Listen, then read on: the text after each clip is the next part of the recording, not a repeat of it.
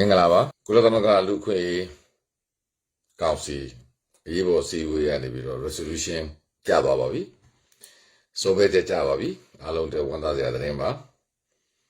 ကျွန်တော်resolution ကိုရှာနေတဲ့တော့ရှာဖတ်တာဘူးသူတို့ကမတင်သေးလို့ကျွန်တော်လည်းမရသေးဘူးကျွန်တော်လည်းမစောက်တော့ဘူးဘာဖြစ်လို့လဲဆိုတော့ရန်ကုန်ကလူတွေလည်းအိတ်လို့ရအောင်အဓိကတော့ resolution ကျပါပြီသုံးစားတိုင်းကန့်ကွက်တဲ့နိုင်ငံကတော့ကျွန်တော်တို့မြန်မာနိုင်ငံကတော့ကန့်ကွက်ခြင်းဖြစ်တဲ့ကန့်ကွက်တယ်တရုတ်ကကန့်ကွက်တယ်ရုရှားကကန့်ကွက်တယ်ဘိုလီဗီးယားကကန့်ကွက်တယ်ဗင်နီဇွဲလားကကန့်ကွက်တယ်ပြီးတော့ဖိလစ်ပင်းကကန့်ကွက်တယ်ဒါတို့ကန့်ကွက်တဲ့နိုင်ငံများပါအဲ့တော့ပြောချင်တာကဒီနေ့ကျွန်တော်တို့ UK နိုင်ငံကခေါ်ဆိုသောလူခွင့်ရေးကောင်စီမြန်မာနိုင်ငံဆီယနာသိမ်းမှုနဲ့ပတ်သက်ပြီးအစည်းအဝေးမှာကုလသမဂ္ဂကဆုံးဖြတ်ချက်ကြပါပြီကန့်ကွက်တဲ့၄နိုင်ငံပဲရှိပြီးကျန်တဲ့နိုင်ငံများထောက်ခံပါတယ်အဲဒါကြောင့်ကျွန်တော်ပြောတဲ့အတိုင်းပဲနေ့လည်ကသူတို့နိုင်ငံတွေအားလုံးကဆွေးနေတာအခုညနေ session ကကျတော့သူတို့ဒါဆုံးဖြတ်ချက်ချတာဆုံးဖြတ်ချက်ကိုမဲခွဲကြတာမဲခွဲတာကျွန်တော်တို့နိုင်တယ်ဆုံးဖြတ်ချက်လည်းကြပြီအဲ့တော့ပြောချင်တာကထုံးစံတိုင်းကျွန်တော်ပြောတဲ့အတိုင်းပဲအရှင်းနဲ့အနောက်မှာဘက်နဲ့ဘက်ပဲရှိတဲ့အတွက်အဓိကကတော့ဟိုဘက်ကတရုတ်ဘက်ကလူတွေကတော့ထုံးစံတိုင်းကန့်ကွက်တယ်ကန့်ကွက်တဲ့အကြောင်းအရာများကလည်းကျွန်တော်တို့သိနေကြအတိုင်းကြားနေကြအတိုင်းပဲအိမ်တွင်းဖြစ်တယ်အချုပ်ချာအာဏာပိုင်ဖြစ်တယ်အချုပ်ချာအာဏာပိုင်နိုင်ငံဖြစ်တဲ့အတွက်သူအိမ်တွင်းကိစ္စသူဖြေရှင်းမယ်ဒါကြောင့်အခုဒီ resolution မှာပါတဲ့အချက်တွေကိုသူတို့လက်မခံနိုင်ဘူးဒါကြောင့်သူတို့ကန့်ကွက်တာရုရှားလည်းရုရှားလည်းအဲ့ဒီတိုင်းပဲပြောတယ်တရုတ်လည်းအဲ့ဒီတိုင်းပဲပြောတယ်ဘိုလီဗီးယားကတော့ဘာမှအများကြီးမပြောဘူးကန့်ကွက်တယ်ပဲပြောတယ်ဖိလစ်ပင်းလည်းတိတ်အများကြီးမပြောဘူးကန့်ကွက်တယ်ပဲပြောတယ်ဗင်နီဇွဲလားလည်းကန့်ကွက်တယ်ပဲပြောတယ်မြန်မာနိုင်ငံရဲ့ရုရှားနိုင်ငံရဲ့တရုတ်နိုင်ငံကတသံနဲ့ထွက်တယ်သူတို့ပြောတဲ့အတိုင်းပဲသူတို့ကိုယ်စားလှယ်များ၃နိုင်ငံလုံးကတသံနဲ့ထွက်တယ်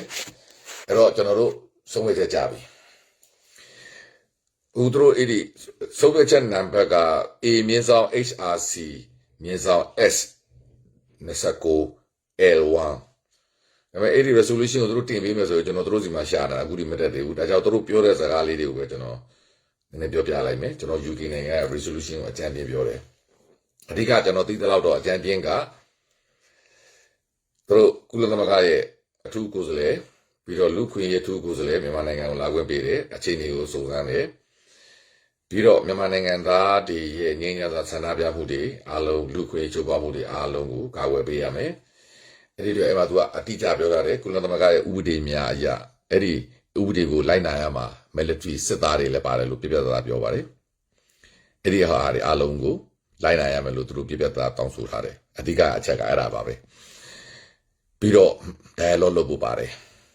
ဆိုတဲ့ဘောဒီအာနာပြန်လှော့ပြန်ဆွလို့ရမယ်ဒါတွေပါတယ်အဲ့တော့ကျွန်တော်အဲ့ဒါကိုသူတို့ပြောတဲ့အချိန်မှာကျွန်တော်ဥပဒါပြန်ပြီးမယ်သေချာတစ်ခုကတော့ resolution ကြပြီဆုံးဖြတ်ကြပြီเนาะကျွန်တော်တို့ပြောတာလေးတွေကိုဘာသာပြန်ပြီးမယ်အခုတို့ session စပါပြီအဲ့တော့မြန်မာနိုင်ငံနဲ့ပတ်သက်တဲ့ဒီလူခွင့်ရေးအခြေအနေနဲ့ပတ်သက်ပြီးဆုံးဖြတ်ချက်တဲ့အဲ့ UK ကစပြောပါပြီ UK ကစပြောတာပါသူတင်တဲ့အတွက် UK နိုင်ငံတမန်ကစပြောပါပြီအဲ့တော့ကျွန်တော် UK နိုင်ငံကတော့ဂုဏ်ယူစွာနဲ့ပဲအခုဒီဥပဒေကိုပေါ့နော်ဒီ resolution ကိုသူတို့ဥရောပသမဂ္ဂနဲ့တွဲပြီးတင်တာတဲ့အဲ့ဒီအတွက်သူတို့ဝန်တာပါတယ်တဲ့အဲ့တော့ငါတို့တနေ့ကုန်ပေါ့နော်ဒီနိုင်ငံများအားလုံးကနေပြီးတော့ဒီ online ကနေပြီးတော့ဒီဝင်ရောက်ဆွေးနွေးတဲ့အတွက်လည်းကျေးဇူးတင်တယ်အဲ့ဒီကနေဒီကုလသမဂ္ဂလူခွင့်ကောင်စီရဲ့ဥက္ကဋ္ဌတွေUN အထူးကိုယ်စားလှယ်တွေရဲ့ဆွေးနွေးချက်များကိုအားလုံးကိုလည်းကြိုဆိုတယ်တဲ့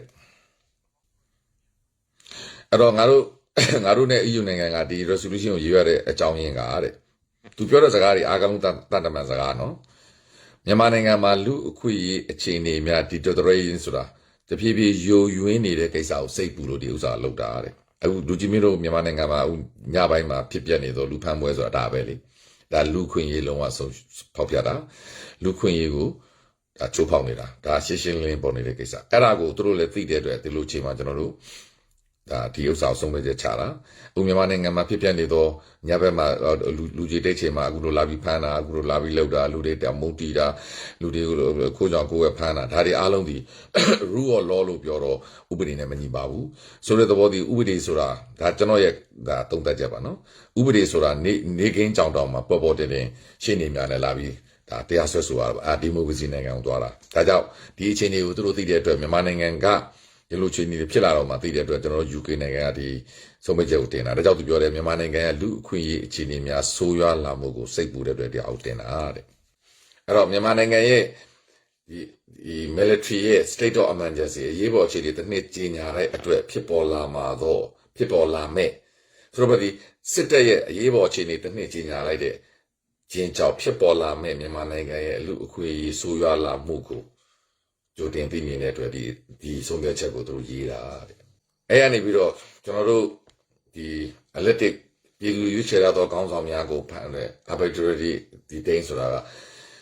ဒီနေ့ကျသူတို့ကြုံနှံထားတယ်အဲ့ဒါတွေအားလုံးကိုသူတို့စိတ်ပူတယ်ပြီးတော့မြန်မာကျွန်တော်တို့ရနိုင်တော့ဒီ information တွေကိုကန့်သတ်မှုတွေလုပ်တယ်ဆိုတဲ့သဘောဒီ internet တွေဖြတ်တောက်မှုတွေလုပ်တယ်အဲ့ဒါတွေအားလုံးကိုစိတ်ပူတယ်ဒါကိုသူပြောနေတာပြီးတော့ကျွန်တော်တို့နိုင်ငံသူနိုင်ငံသားများရဲ့ဒီမိုကရေစီအခွင့်အရေးအရကျွန်တော်တို့တောင်းဆိုနေတဲ့ဆန္ဒပြမှုများကိုပြင်းထန်ထန်နှိပ်ကွပ်နေတာကိုလည်းသူတို့စိတ်ပူတယ်တဲ့ဒီနေ့တပိတ်မှာသူတို့ပြောရတယ်နော် military ဟိုတယ်မှာတနက်ကြီးစံအစစ်နဲ့ဖြစ်တယ်ဆိုတော့ကြောင့်သူတို့ပြောသွားပြီဒီနေ့သူတို့တပိတ်မှာအဲ့ဒီအရာတွေထည့်ပြောတယ်ဆိုတော့ပေါ်ဒီမြန်မာနိုင်ငံမှာကြီးစံအစစ်နဲ့ဖြစ်နေတယ်ဆိုတာဒီနေ့လူခွင့်ရေးကောင်စီမှာထည့်ပြောသွားတယ်အဲ့ဒါကိုသူပြောချင်တာဆိုတော့ဒီ military ကစစ်တပ်ကကျွန်တော်တို့အယက်သားတွေကိုကျွန်တော်တို့ဒီမိုစီအခွင့်အရေးများအရာသူတို့ရဲ့အခွင့်အရေးကိုသူတို့ဘယ်လိုပြောမလဲအကောင့်ထဲပေါ်နေတာဆိုတဲ့သဘောဒီလွတ်လပ်စွာစီတန်းလှည့်လေခြင်းဒီနေ့စွာစုဝေးခြင်းဒါမျိုးသူတို့ကစီတန်းလှည့်နေတာကိုပြင်းတဲ့ထံဘယ်လိုနေကုန်နေတာကိုပြောချင်တာနော်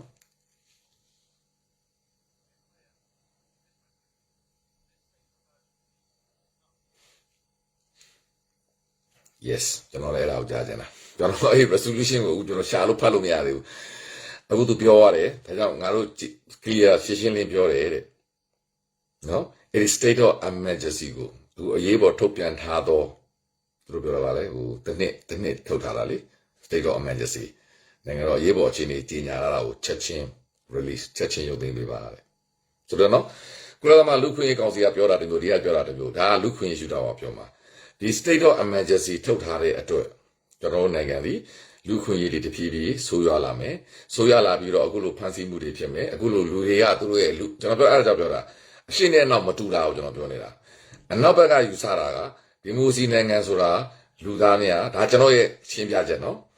ဒီမိုစီနိုင်ငံသားဆိုတာလူသားတွေကမိမိတို့ရဲ့ဆန္ဒကိုလွတ်လပ်စွာစုယုံခွင့်ရှိတယ်လူလွတ်စွာဖော်ပြခွင့်ရှိတယ်အဲ့ဒါကိုလည်းထိမ့်သိမ့်မယ်ဆိုရင်လည်းဥပဒေများအရာပဲလုပ်လို့ရတာအခုလိုပြင်းထန်တနက်တွေနဲ့ပြစ်ပြီးတော့လုပ်လို့မရဘူးအဲ့ဒါတွေကိုသူတို့သိတဲ့အတွက်ဒီ state of emergency လုပ်ပြီးဆိုရင်ဒါတွေဖြစ်လာမှာဖြစ်တဲ့အတွက်အခုသူကစပြီးတောင်းဆိုတာအဲ့ resolution မှာသူစပါတာဒါပေမဲ့ကျွန်တော်ပြောပြတာတော့ဒါကျွန်တော် UK ရဲ့ဒီမဲခွဲပွဲမှာကျွန်တော် UK နိုင်ငံတာမတ်ပြောတာကျွန်တော်ပြောတာ resolution ကိုကျွန်တော်မဖတ်ရသေးဘူးအခုဒီတို့ဒီမှာမတင်သေးဘူးကျွန်တော်အဲ့ဒါမစောက်တာစောက်လိုက်အားလုံးအဲ့ရင်တော့အဲ့ရပြတ်မှာစိုးလို့နောက်နေ့ကျွန်တော်အဲ့ဒါဖတ်ပြီးရင်လည်းထပ်ပြောပြမယ်အခုသူပြောသွားတာက lift of the state of emergency immediately ရိုးလေးသူပြောတဲ့စကားလုံးပါအခုချမှတ်ထားသောအရေးပေါ်အခြေအနေတစ်နှစ်ကြီးညာတာကိုချက်ချင်းရုပ်သေးပေးပါဒါနံပါတ်1ချက်ကျွန်တော်လည်းအဲ့ဒါပဲကြားချင်တာပါအခုပြင်းပြင်းထန်ထန်ဖန်ဆီးထားတဲ့လူများအားလုံးကို must be immediately release ချက်ချင်းမြန်ရုပ်သိမ်းပေးပါတဲ့ကျွန်တော်ကြားချင်တဲ့နှစ်ချက်ပဲနော်နံပါတ်1ချက် emergency ဦးကျွန်တော်ရေးပေါ်ခြင်းနေကြီးညာတာကိုချက်ချင်းရုပ်သိမ်းပေးပါနံပါတ်2ချက်ဖန်ဆီးထားတဲ့လူများကိုချက်ချင်းလုပ်ပေးပါတဲ့ all effort အားလုံး all effort ဆိုတာကျွန်တော်တို့ကြိုးစားမှုတက်ရောက်မှုအားလုံးစုပေါင်းမှုအားလုံးအဲ့ဒါပါလေ dialogue တွေ all effort towards dialogue and reconciliation ဒီပြောချင်တာ all effort အားလုံးကြိုးစားမှုအားလုံးချက်ချင်းစိုက်ထုတ်ပါဆိုတော့ဘောဒီ dialogue နဲ့ reconciliation dialogue ဆွေးနွေးညှိနှိုင်းကြပါ reconciliation နဲ့ပြန်လည်ပေါင်းစည်းပါကျွန်တော်လူခွင့်ရေးကောင်စီကလုံခြုံရေးကောင်စီကသွားတာကအာဏာကိုချက်ချင်းပြန်ပေးပါအမေရိကန်သမ္မတတောင်းဆိုတာကတဲ့ပါသူတို့ကတော့လူခွင့်ရေးရှုတော့သွားတဲ့အတွက်ချက်ချင်းရှိသမျှကြိုးစားမှုအားလုံးပေါ့နော်ရှိသမျှ all effort ဆိုတာဗတ်ပေါင်းစုံကနေအမြန်ဆုံးအားလုံးရမလဲကျွန်တော်တို့ dialogue လုပ်ရမယ် reconciliation ပြန်လည်ပေါင်းစည်းဖို့ကိစ္စကိုချက်ချင်းလုပ်ပါတဲ့ဒါသူတို့ပဲတောင်းကြတာ၃ချက်ရှိသွားပြီပေါ့နော် မြန်မာနိုင်ငံမှာရှိတဲ့ UN Special Envoy တွေနောက်မြန်မာနိုင်ငံမှာရှိတော့ကုလသမဂ္ဂဆိုင်ရာအထူးကိုယ်စားလှယ်တွေမြန်မာနိုင်ငံကုလသမဂ္ဂ mandate ပေးထားတဲ့လူအားလုံး unnecessary asset နဲ့ချက်ချင်းဒီအခြေအနေကိုကြည့်လို့ရအောင်ပြုလုပ်ပေးပါဆိုတဲ့သဘောဒီမြန်မာနိုင်ငံလာဝတ်ပေးပါအဲ့တော့ငါတို့ကလည်းဒီ resolution မှာငါတို့က request လုပ်တယ်တဲ့ဒီကနတော့ council ရဲ့ဟို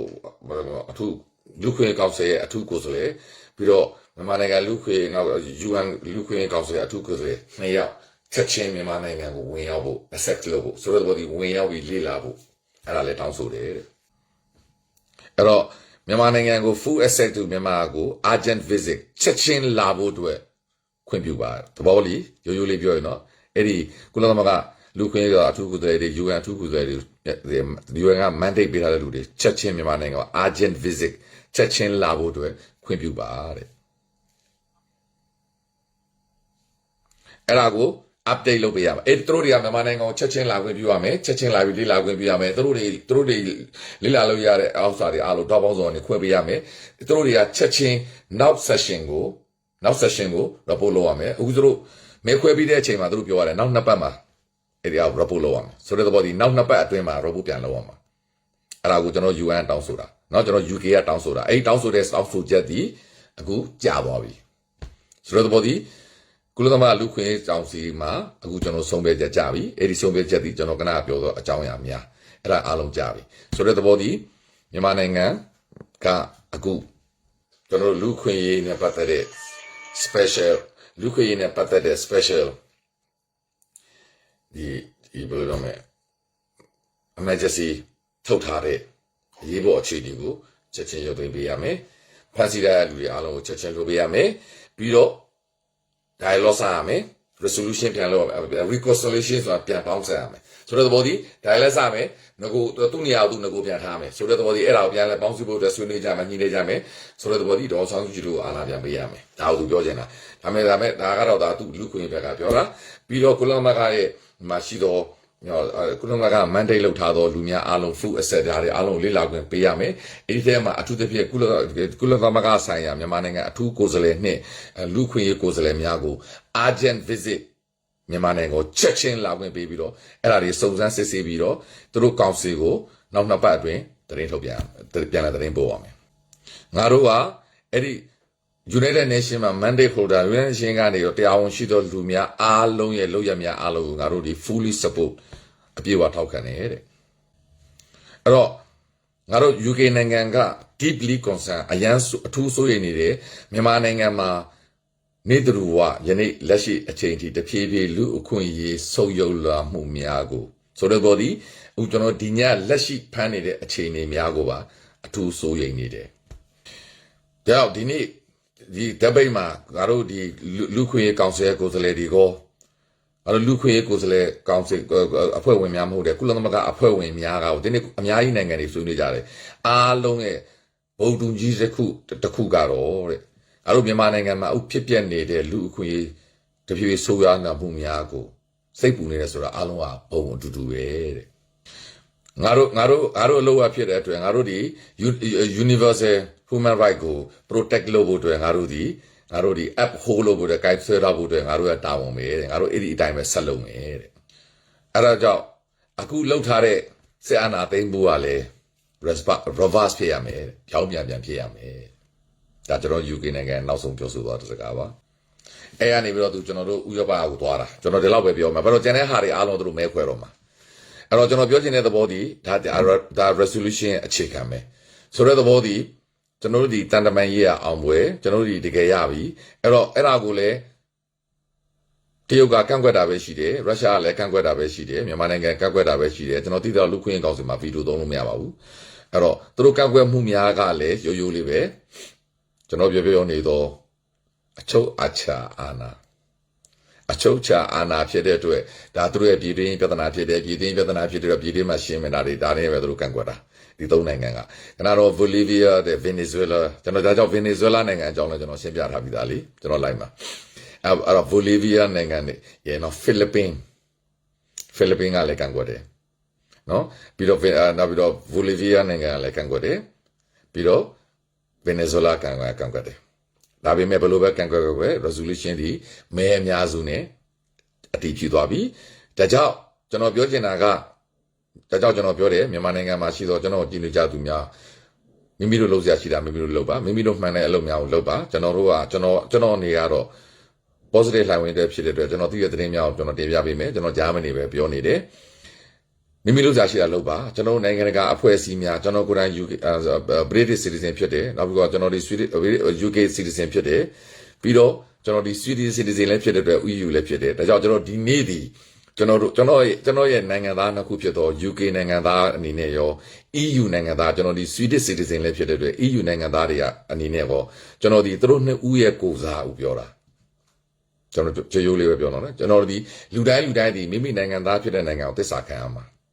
ကျွန်တော်ဒီမြန်မာနိုင်ငံသားမဟုတ်တော့ဘူးကျွန်တော်ဒီ H မြန်မာ citizen ပဲဒါပေမဲ့ကျွန်တော်အမိမြန်မာနိုင်ငံကိုကျွန်တော်ချင်းမြင်လို့တယ်အမိမြန်မာနိုင်ငံဒီတာယာသောလူပောင်ကိုရစေခြင်းတဲ့အတွက်ကျွန်တော်ဒီမြန်မာစကားပြောပြီးကျွန်တော်ဒီ UK နိုင်ငံသားတယောက်အနေနဲ့ EU နိုင်ငံသားတယောက်အနေနဲ့မြန်မာလူမျိုးများနားလေအောင်ကျွန်တော်ရဲ့မူရင်းနိုင်ငံသူနိုင်ငံသားများနားလေအောင်ကျွန်တော်ရှင်းပြနေခြင်းဖြစ်တဲ့အတွက်ကျွန်တော်ဒီယနေ့ကျွန်တော်တို့ UK နိုင်ငံ EU နိုင်ငံကတင်သွင်းသောလူခွေကောင်စီရဲ့ဆုံးဖြတ်ချက်အရကျွန်တော်တို့အောင်မြင်တယ်ကမ္ဘာတန်တမန်အတိုင်းဝိုင်းမှာကျွန်တော်တို့အောင်မြင်တယ်နိုင်ငံအမြောက်များဒီနေ့ဆွေးနွေးပွဲမှာကျွန်တော်ကုလသမဂ္ဂဒီလူခွေကောင်စီမန်ဘာမဟုတ်တော့ကုလသမဂ္ဂအဖွဲ့ဝင်နိုင်ငံများလည်းဝင်ရောက်ဆွေးနွေးတဲ့အတွက်အများစုသည်ထောက်ခံတယ်ထုံးစံအတိုင်းကျွန်တော်ပြောသလိုသူတို့ဘက်ကလူတွေကတော့ထုံးစံအတိုင်းကန့်ကွက်တယ်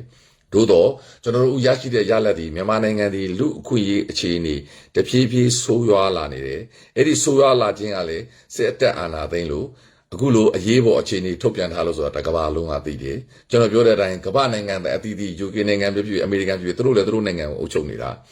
အထူးသဖြင့် UK ပါလီမန်သူသဖြင့် US ပါလီမန်ဒီတကဘာလုံးကိစ္စတွေကိုသူတို့လွှတ်တော်တွေမှာသူတို့လွှတ်တော်အမတ်ကဆွေးနွေးနေတာမြန်မာနိုင်ငံအကြောင်းဆွေးနွေးတယ်လို့ကျူးဘာအကြောင်းဆွေးနွေးတယ် UK အကြောင်းဆွေးနွေးတယ်ဥရောပအကြောင်းဆွေးနွေးတယ်တရုတ်အကြောင်းဆွေးနွေးတယ်ဟုတ်တော့မလားအီရန်အကြောင်းဆွေးနွေးတယ်မြောက်ကိုရီးယားဆွေးနွေးတယ်အဲ့ဒီမှာရှိတော့အထက်လွှတ်တော်အမတ်များအောက်လွှတ်တော်အမတ်များတကဘာလုံးနဲ့ပတ်သက်တဲ့ကိစ္စများကိုကျွမ်းကျင်သောပညာရှင်တွေကတကဘာလုံးအတွက်သူတို့ဒီဥပဒေတွေချနေတာ session ဆိုတာသူတို့အဲ့လိုဥပဒေချနေတာကျွန်တော်တို့မြန်မာနိုင်ငံလွှတ်တော်ကမြန်မာနိုင်ငံအကြောင်းတော့ဥပဒေမချနိုင်ဘူးသူများနိုင်ငံအကြောင်းပြောဝေးလို့ဆိုတဲ့သဘောတည်းကျွန်တော်အမေရိကန်နိုင်ငံလွှတ်တော်ဆိုတာတကဘာလုံးနဲ့ပတ်သက်တဲ့ကိစ္စတွေများကိုဆွေးနွေးနေတယ်တကယ်ကျွမ်းကျင်တဲ့ပညာရှင်များဖြစ်တဲ့အတွက်သူတို့ဒီကျွန်တော်ပြောတဲ့အတိုင်းသူတို့စံနဲ့မိတယ်သူတို့ principle နဲ့ညီတဲ့ဟာကိုသူတို့ယက်တီမှာပဲလုံးစရာရှိတာကိုသူတို့လုပ်တယ်အခုကြားလိုက်တဲ့ဆုံးဖြတ်ချက်တွေအလွန်အမတန်ကောင်းပါပြီအဲ့ဒီအတွက်သူတို့ဒီ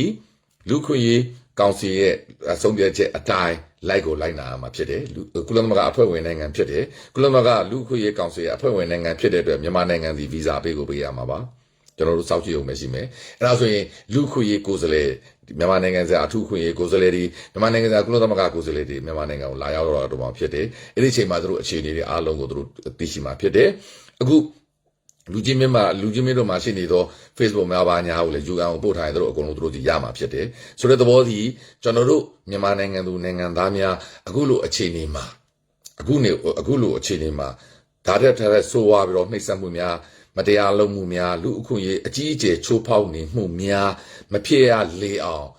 ကမ္ဘာတန်တမန်အတိုင်းဝိုင်းကကျွန်တော်တို့ UK နိုင်ငံကျွန်တော်ပြောပြသားနော် EU နိုင်ငံဒါကျွန်တော်ရဲ့နိုင်ငံတစ်ခုကိုစားကျွန်တော်တို့ဒီအတက်နိုင်ဆုံးကာကွယ်ပေးနေတာကိုပြောစားလို့ရင်အားလုံးအားရှိကြပါအားလုံးဘေးရန်ကင်းရှင်းကြပါစေအားလုံးဉာဏ်ကိုလွှာပြီးတော့မိမိလူရပန်းတန်များကိုရောက်ရှိကြပါစေလို့ပြောကြလို့ရင်အားလုံးကိုမင်္ဂလာပါခင်ဗျာ